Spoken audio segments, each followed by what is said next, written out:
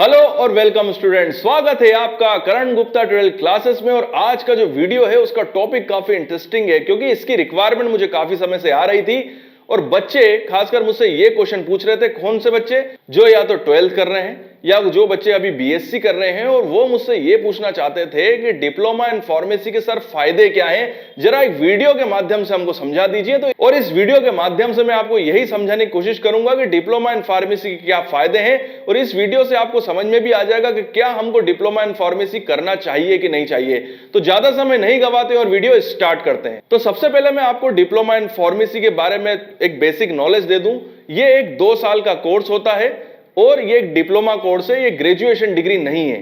Diploma course होने की वजह से ये 2 साल का कोर्स है और इसमें जो एग्जाम होती है वो ईयरली होती है, मतलब इसमें साल में केवल आपको एक एग्जाम देना है, इसमें सेमेस्टर सिस्टम नहीं होता है। दूसरी चीज इंपॉर्टेंट ये होती है कि इसकी फीस जो है वो बी फार्मा के मुकाबले में काफी कम होती है। इसकी फीस जो है, मैं आपको प्राइवेट कॉलेज की फीस बता रहा हूं भारत के अंदर, तो प्राइवेट कॉलेज की इसमें जो 1 साल की फीस होती है वो होती है 35 से 45 हजार रुपए, मतलब इसी के बीच ये फीस होगी।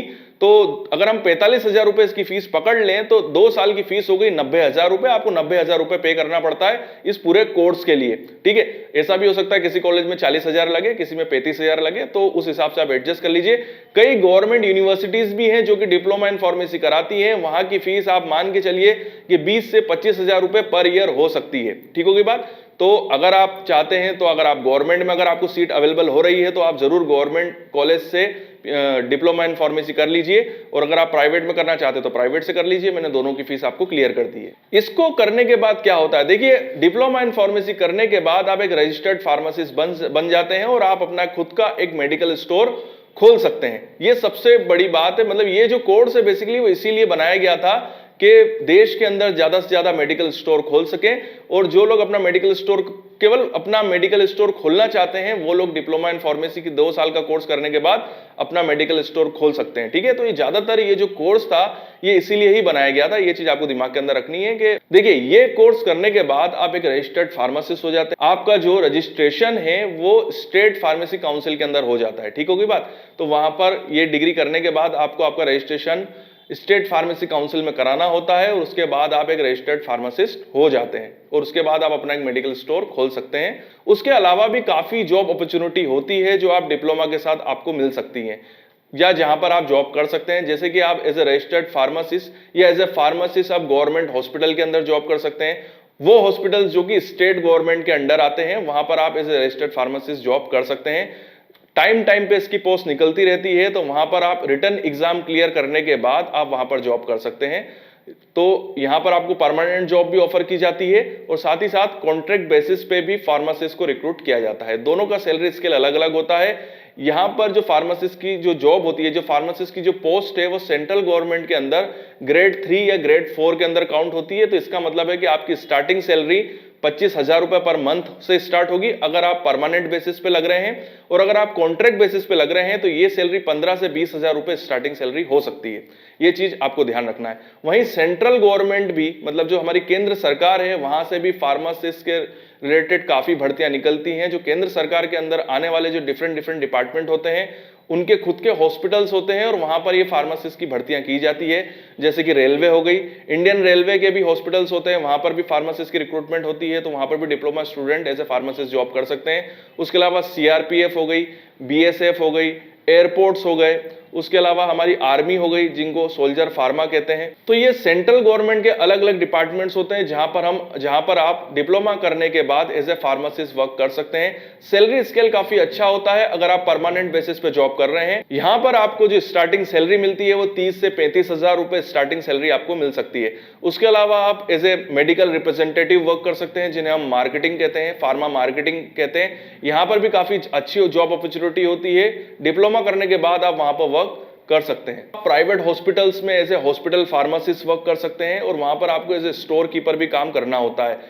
आप फार्मास्यूटिकल इंडस्ट्री के अंदर भी जॉब कर सकते हैं, जहां पर ड्रग्स की मैन्युफैक्चरिंग होती है, वहां पर भी आप डिप्लोमा करने के बाद जॉब कर सकते हैं। या आप मेडिकल कोडिंग भी कर सकते हैं, ऐसे मेडिकल कोडर भी जॉब कर सकते हैं। तो ये ऐसे डिफरेंट जॉब्स हैं जो कि आप डिप्लोमा करने के बाद कर सकते हैं। देखिए यहां पर मैं एक बहुत ही इंपॉर्टेंट बात उन स्टूडेंट के साथ भी करना चाहता हूं जो कि या तो बीएससी कर रहे हैं, और वो बीएससी किसी भी स्ट्रीम में कर रहे हो, माइक्रोबायोलॉजी के अंदर कर रहे हो, केमिस्ट्री के अंदर कर रहे हो, आप मैथमेटिक्स के अंदर कर रहे हो या फिजिक्स के अंदर कर रहे हो, किसी भी सेक्शन या प्लेन बीएससी ही क्यों ना कर रहे हो।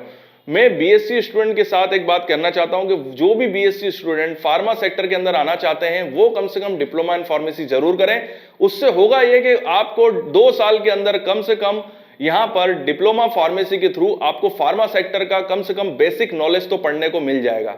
तो इसीलिए ये खासकर उन स्टूडेंट के लिए काफी बेनिफिशियल कोर्स हो सकता है जो फार्मा सेक्टर में आना चाहते हैं। फार्मा सेक्टर से मेरा मतलब है जो फार्मा इंडस्ट्री में आना चाहते हैं। साथ ही साथ बीएससी करने के बाद अगर आपको ऐसा लग रहा है कि मुझको जॉब ही नहीं करनी है, तो आप कम से कम अपना खुद का मेडिकल स्टोर तो खोल ही सकते हैं। अगर आपकी शॉप एक अच्छी जगह पर हो, मतलब इस जगह से मतलब है जहां पर कोई बहुत बड़ा हॉस्पिटल्स हो, या तो गवर्नमेंट हॉस्पिटल हो या कोई प्राइवेट हॉस्पिटल ही क्यों ना हो, तो वहां पर आप अपना मेडिकल स्टोर खोल के एक अच्छी अर्निंग कर सकते हैं। और ये मैंने देखा भी है।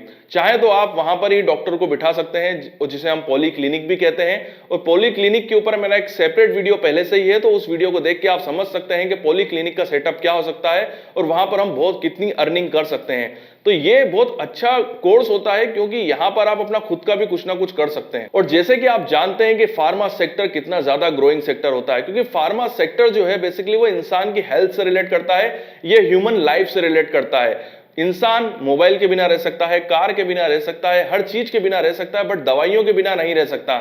इस दुनिया में लोग बीमार होते रहेंगे और दवाई खाते रहेंगे।